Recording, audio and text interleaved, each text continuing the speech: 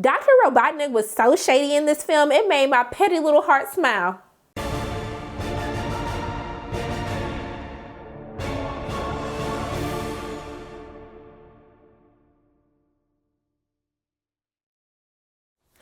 Hey everyone, it's Sharana from Pay Your Weight, and today I'm going to be reviewing Sonic the Hedgehog, which is directed by Jeff Fowler, and it stars Jim Carrey, Ben Schwartz, James Marsden, Tika Sumpter, and it centers around a small-time cop by the name of Tom, who happens to stumble across a blue fast hedgehog named Sonic, and essentially he has to protect him from an evil genius who is trying to perform experiments on him. So for those of you who are new to my channel, hello, welcome, so glad you came. I hope you stay.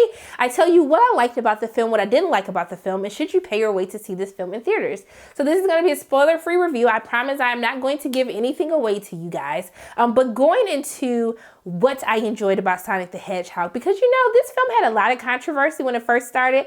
Everyone was clowning Sonic in these graphics that he had, and I would have to say, like, Sonic needed a little bit of help because it didn't look like the Sonic that I grew up on. But I have to commend the studio on actually listening to the feedback that fans had and actually making the changes to the film, to the graphics of what Sonic looks like. He looked 10 times better, and it definitely made the movie look and feel like Sonic, okay? I felt it. So going into what I enjoyed about it, Jim Carrey as Dr. Robotnik is just perfect casting.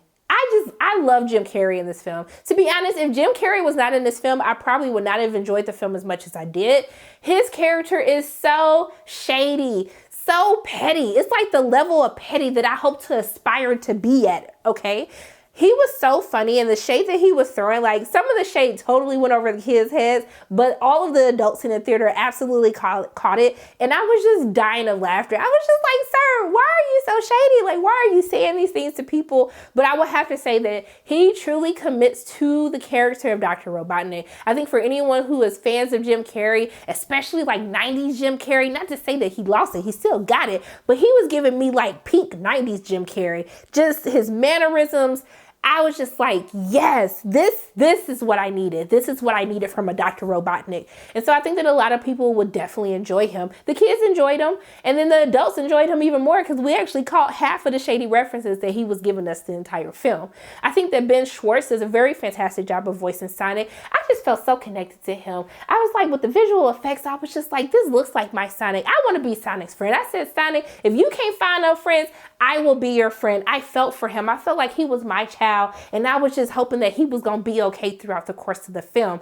But Natasha Rothwell, let me say that name one more time. Natasha Rothwell. You guys, we don't deserve her. She was so hilarious in this film. There is a scene with her, and I just died of laughter. I was just like, ma'am, how do you be showing up in these films and like outdoing the rest of the main cast? I loved her so much. She was so funny.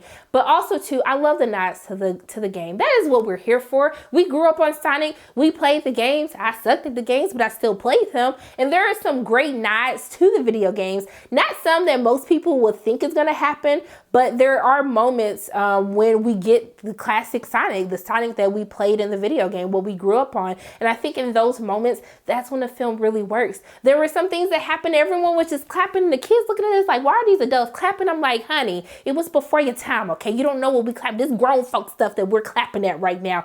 But I think a lot of people who played the video game, especially towards the second half of the film when they really find their groove, I think a lot of people will be happy as fans of the video game and kind of how they portray certain things that happen. Now, even though there were things that I enjoyed about the movie, I would also, no, I'm not going to spoil that. I feel like that's a spoiler, but there is a cute reference that happens, and you'll know exactly what I'm talking about. And I thought it was so cute and adorable how they did it. I was just like, I felt that in my heart, you guys. I felt that in my heart. But even though I had a lot of things that I enjoyed about it, I did feel like there was an issue with the pacing of the film from the first half to the second half. The first half is really dealing with Sonic's relationship with Tom and them trying to get to know each other, trying to bond with one another. And I think for the most part, it felt slow building up to that. But once they kind of find their groove and really get into the neck of what we're dealing with in the film, I think the second half is what works. Even I had my little godson with me, and like in the first half, he was like, TT, he was pointing to the exit side. He's like, TT, let's go. And I was like, no, honey, like there's more movie. But when we got to the second half, when Sonic was doing what Sonic does, he was quiet. He was eating his little popcorn, or eating my popcorn, just having his best little life, looking at the little graphics. And then also too, I would say that I would have preferred even more game references, but I do feel like this movie was more of an origin to really set this up for kids, to introduce kids to Sonic the Hedgehog. So I think some people who grew up on the games, they might feel that this movie tailored more to the kid-friendly aspect. But I do think in the second film, there was still enough to make me want to see another film. I'm sure they're going to try to set up a franchise.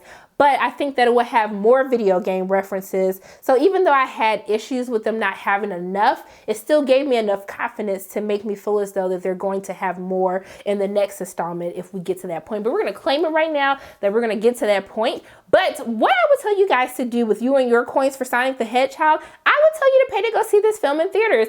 I had a great time.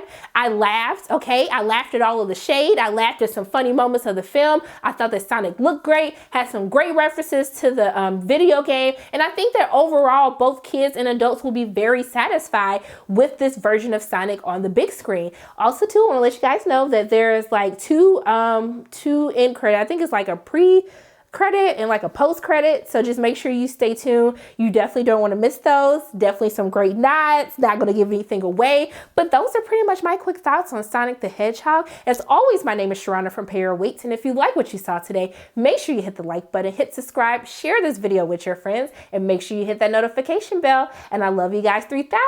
I'll see you soon.